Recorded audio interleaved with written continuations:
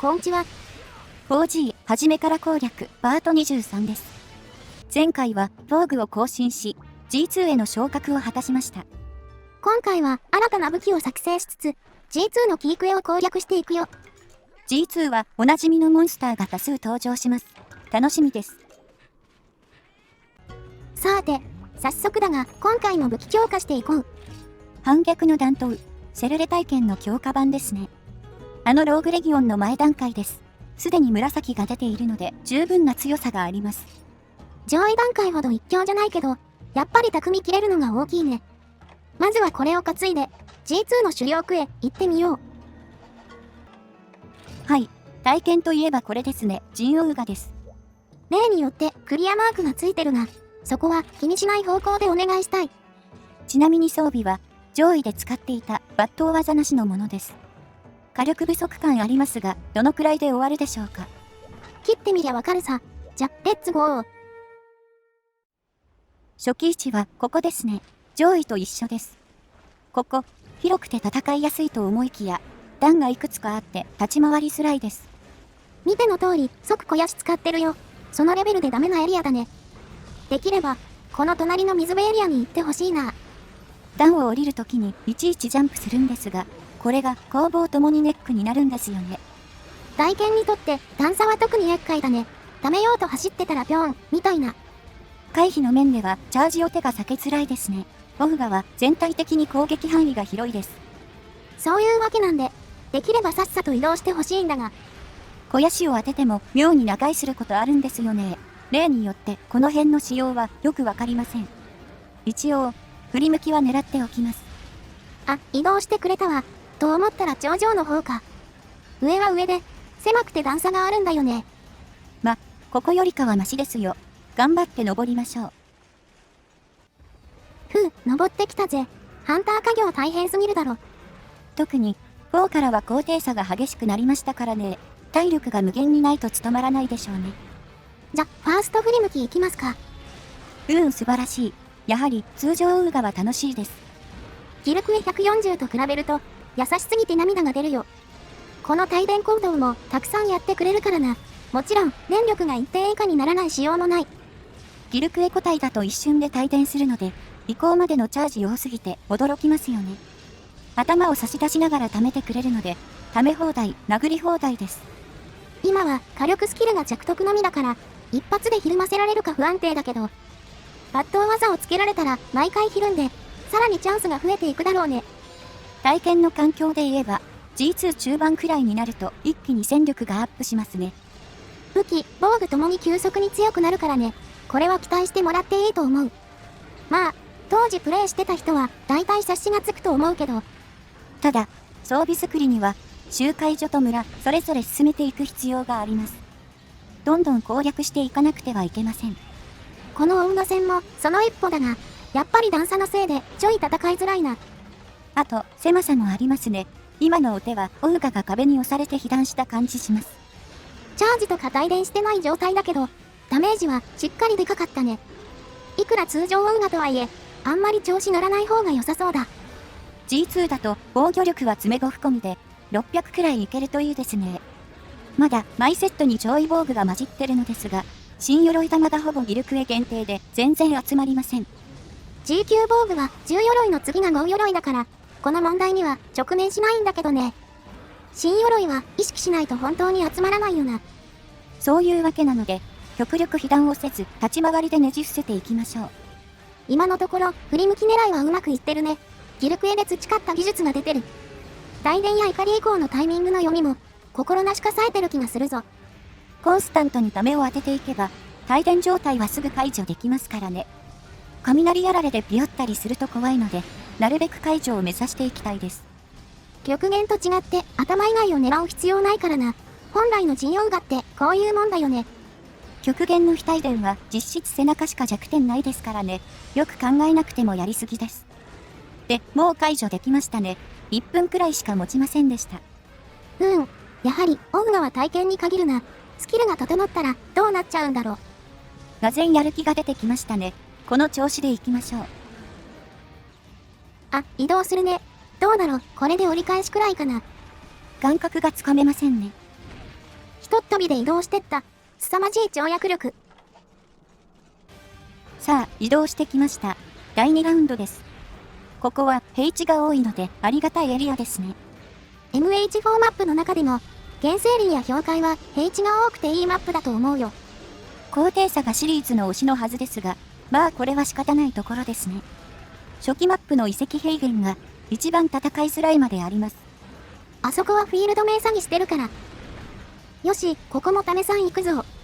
いいですね。このペースだとこのエリアで終わりそうな感じします。G 級のモンスターって火力はすごいけど耐久力ってそこまで上がらないんだよね。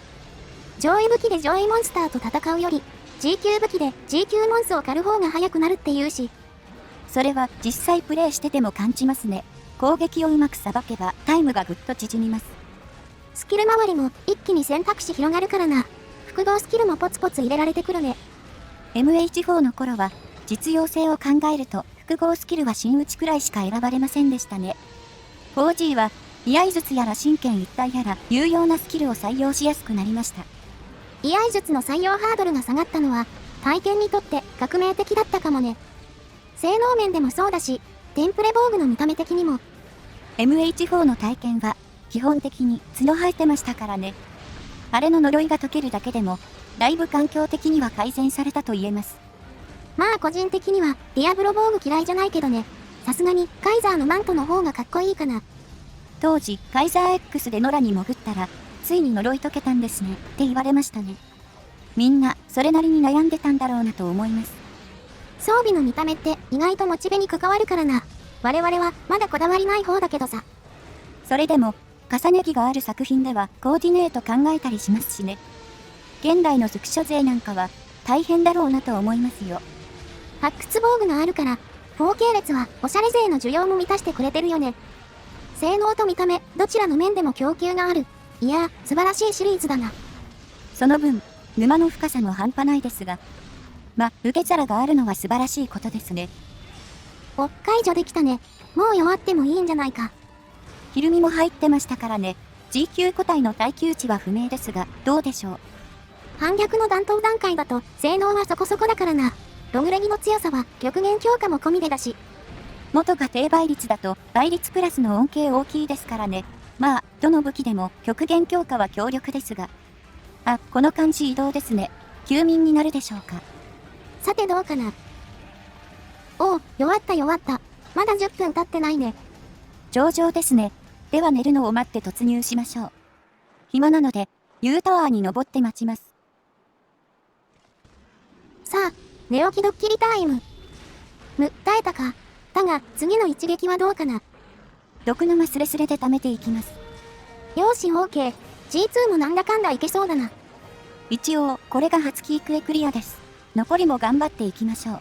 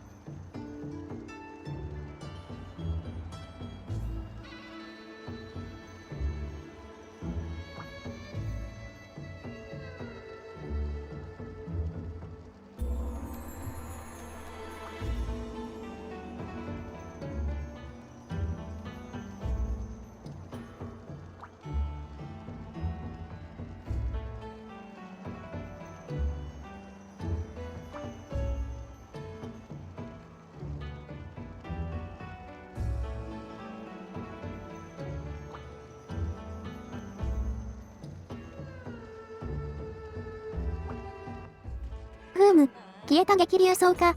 そんなでかいもんが急になくなるのかね。何やら意味深ですね。とりあえず今はクエストの進行を優先しましょう。よーし、それじゃあ次のキークへ行ってみよう。さあ、次のキークエはこれだ。レウスアシュとティガの2等クエだね。割と面倒そうなクエストですね。ここは前回強化した反逆の重符を使っていきます。スキル面では先ほどの体験装備より整ってますが、このクエに合うかは未知数です。ありったけの先行玉を持って、レッツゴー。あ、いましたね。最初は楽そうなティガからやっていきます。火星にはないけど、小耳はあるから、うまく殴っていきたいところだ。原種は亜種ほど火星にの必要性高くないので、立ち回りでなんとかなりそうです。にしても、このティガ小さいな。回転攻撃を一避けしやすいから、これはありがたい。回転攻撃は火星にが必要ですからね。ガードは最終手段になります。基本的には突進をガードし続けて、たまに振り向きを狙ったりしていきましょう。多分、ひるみのための攻撃力は足りてると思うんだよな。特に、怒り値は防御力も下がるし。意外に原種より足の方が頭の肉質柔らかかったりします。で、怒り状態来たね。うまく立ち回れるかな。原種に限らずですが、放っておくと突進の連打になりがちですね。2連噛みつきの振り向き狙いなどで、しっかりスタンを入れていきたいです。こいつって意外と取っかかりないよな。走ったりジャンプしたりであちこち行っちゃうからね。ガード武器であれば相性いいのかなと思います。2連噛みつきだ。振り向き機体行きます。おお、我ながらうまい。これができりゃもう勝ちでしょ。実際、一撃が重いタイプの武器は、この振り向きを狙うのはマストな気がします。チャンスにできる攻撃がないと、ずっと追いかけっこすることになりますからね。セカンド G に比べると確定行動もしづらいからな。意外と手こずるよねこいつ。また噛みつきですが。ああ、これちょっと危ないね。ギリギリ変形が出て吹っ飛んだからよかったけど。この状態で吹っ飛ばされたら突進来た瞬間アウトだった。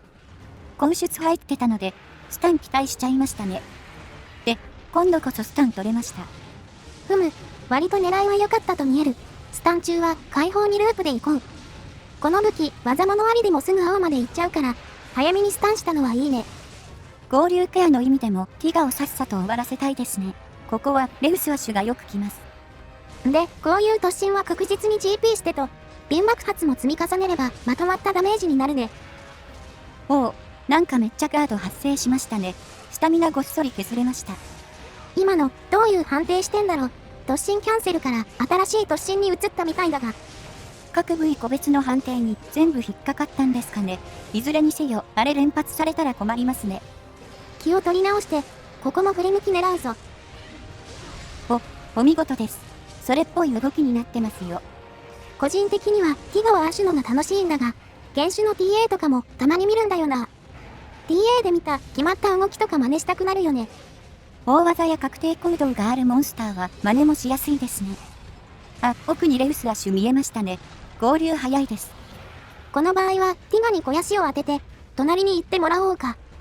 ついでにレウスをペイントしときましょう。飛び回るので、いざ探すとなかなか出会えません。それな、もう一頭と交戦してるときは頼みもしてないのに合流するくせにね。幸い、ティガはすぐ来てくれました。大抵の場合は、ここに移動してきます。さ、トイレと、スターを狙いつつ、要所で調出を入れていきたいぞ。切れ味を維持しようとしても、土台無理なので、贅沢に使っていく形ですね。このエリアも、合流の危険性あるので、なるべくさっさとティガを倒したいです。あ、威嚇してる。調出撃っちゃおう。ちょうど怒りも解けてるみたいです。これは足ひるみの転倒か。いい展開だぞ。頭にも少し瓶入りましたかね。で、転倒隙に、さらに瓶を溜めて。そのまま怒り行こうだ。多分、次のスタンも近いぞ。突進 GP で確実にスタン値を稼ぎつつ、振り向きも狙っていきたいですよ。おお、ひるみいいぞ。盾付き、チャージ後の切り返しで、スタン値も溜まってる。その後の回転攻撃も一避けできました。やはりサイズが小さいだけで難易度下がりますね。さあ、岩じゃなくて突進してこいよ。この盾で受け止めてやる。2回目のスタン入りましたね。細かい蓄積が生きてます。ティガ戦は順調だね。このまま押し切るぞ。さて、ここも振り向きチャンスです。しっかりディレイかけて。いい締めだ。ティガ6分で終わったぞ。かなりうまくいきましたね。この調子でレウスもサクッといきましょう。いたぞ。ここは一応ツタエリアではあるが、別に有利ではないな。ツタから抜け出した後、そのまま飛行になるんですよね。着地するならかなり楽なんですが。翼を動かさずに大空したまま怒り移行するからな。意地でも着地しない意志を感じる。うまく方向にスタン入れたいところですね。墜落させれば先行の節約にもなります。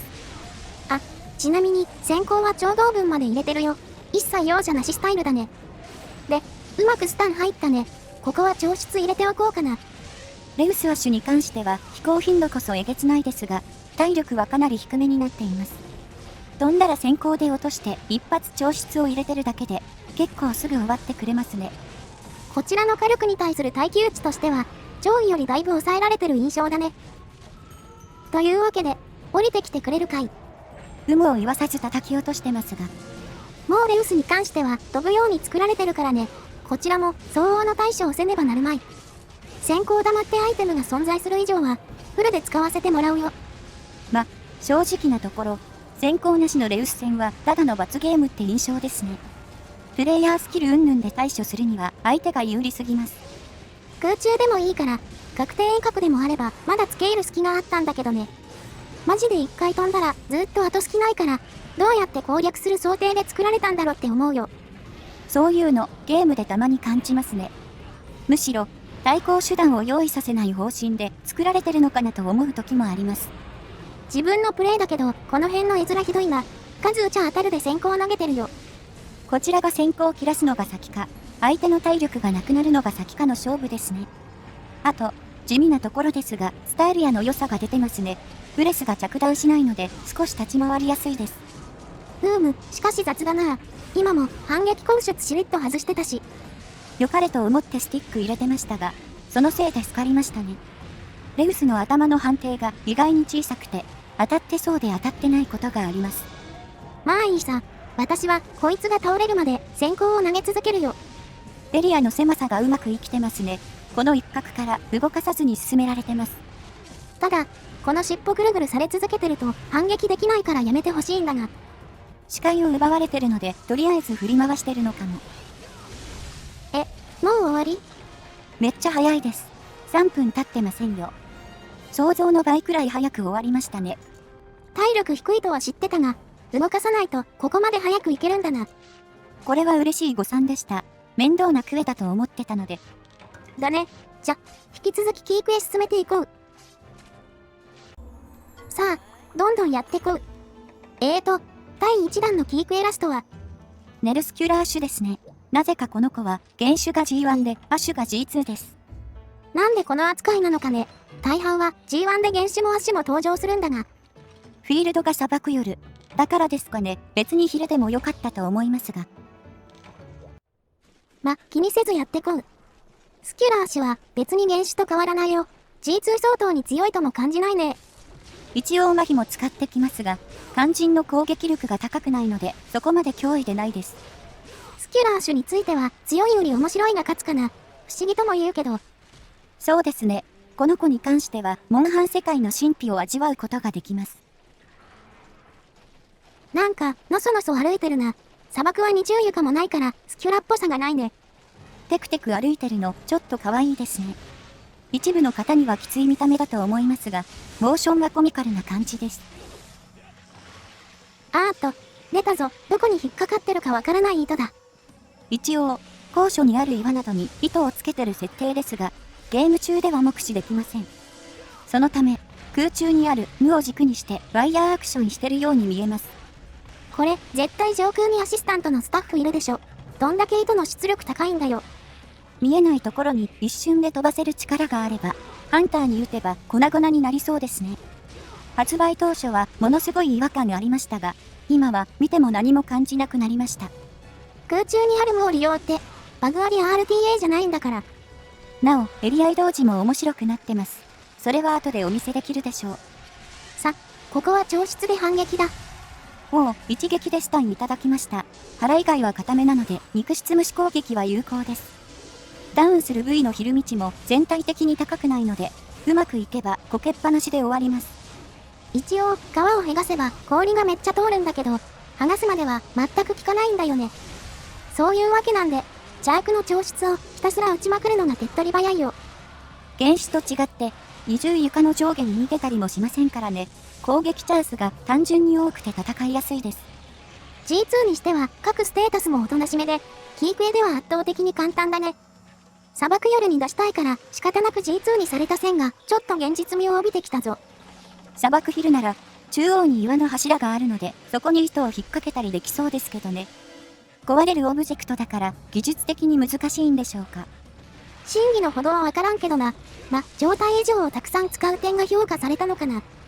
爆破以外の全状態以上を使ってくるからね。攻撃自体は多彩だ。しかしながら、どの攻撃もそんなに強くないんですよね。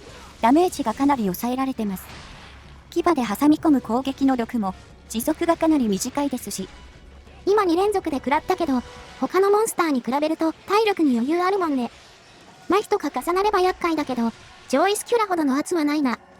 ただ、この潜るのだけ勘弁してほしいですね。ディアブロス並みによく潜ります。ジャンプから流れるように潜ったりね。二重床の代わりみたいな感じなのかな。あ、サブタゲクリアです。該当費の破壊ですね。正直、どの部位が対応してるのかわからん。いつも気づいたら壊れてる。スキュラの皮といえば、今更だがゲリョス復活、おめでとう。ワイルズにスキュラ参戦のフラグかとも言われてますが、どうでしょうかね。強角種自体は存在確定してるから、結構確率高いと思うけど、どうだろう。スキュラが出るとしたら、中盤に入るあたりかな。武器優秀だから楽しみだよね。毒がついてたり、切れ味も優秀でしたからね。発売を楽しみに待ってましょう。あ、移動だ。なんだこの移動。誰かが引っ張ってるようにしか見えませんが、どんだけ強靭な糸なんでしょうか。ギルドは、もっとスキュラー種の研究、推進した方がいいと思います。案外結構されてたりな。カケリムシとか、原理応用してたりして。カケリムシも大概めちゃくちゃな超人技ですからね。糸の使い方とかは参考にしててもおかしくないかも。あのバネに耐えられる肉体と、しれっと壁登りができる技術が必要だが。壁に関しては、スタミナ動向の問題じゃないですからね。普通捕まることすらできません。あら、弱ってますよ。やはり弱い。早くて助かるよ。あ、盾強化してない盾付きで終わりました。なんか閉まらないですね。泳がせて巣に行くの待ってたが、こづいたら終わってしまったな。ともあれ、これで第1弾のキークエはクリアだ。G1 と同じくクエストが追加されるぞ。ここら辺から装備の幅が急速に広まります。楽しみですね。どれどれ。オーフ、これもう出現するんだっけ？これは有名なクエストですね。当時、難民を多数生み出したキークエです。空の今ではより高い壁になり得るでしょうね。ぶっちゃけ、今の装備でも全然クリアできるんだけど、せっかくなんで、いろいろ装備を整えたいと思ってるよ。コンパートはいい時間になってきましたが、どうしましょう？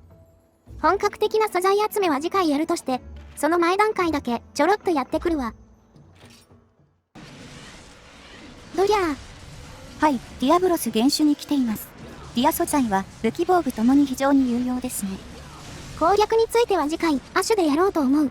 アシュを出すために、原種をとりあえず消化してるよ。それに、作りたい武器には、どのみち原種の素材も必要だしな。角と尻尾と、類破壊は終わらせないとですね。とりあえず角は破壊できました。角はたくさん必要だし、レア素材もあるからな。ポイポイ出てくれればいいんだけど。回してみないとなんともですね。苦労する価値は確実にありますから。だね。堅牢なねじれた角、待ってるよ。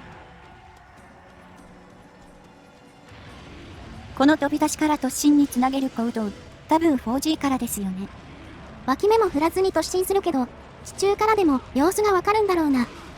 この辺の挙動は原種と亜種でちょっと違うから、そこら辺覚えてたら次回で触れるよ。ぜひ覚えてていただきたい。はい、クリア。突進ばっかりでちょっと困った。GP でさばけるものの追いかけるのに苦労しました。倒すだけなら先行付けでいいんですが。ともあれ、次の装備作りの第一歩になったね。じゃ、報酬見てみようか。まず堅牢ゲット。おお、大地をうがつ合格も出てました。これは幸先いいですよ。よしよし、がぜん、次回が楽しみになってきたな。で、強化元はエクスキューションか。モノブロとディアブロ、ツリーが2つあるんですよね。モノブロ派生の方は、初代からあるサイコさんの体験たちとなってます。しかし、我々が目指すのはディア派生だね。これが第1段階、ダーリアラートだ。素材は、ディアブロス2種の詰め合わせセットです。角、各2本がちょっと大変そうですね。あとは、確率に嫌われないことを祈ろう。こういう時に限って、合格ばっか出たりするからな。それじゃ、目標が確認できたところで、締めに移りましょう。さ、G2 も最初のキークエが終わって強敵が続々出てきたね。その分、作れる武具もかなり充足してきます。まさに攻略段階って感じです。次回は仁義とも言える体験の制作だ。やる気出てくるな。クエスト自体は難しいので気合い入れていきましょうね。ほいじゃ、次の動画で。またね。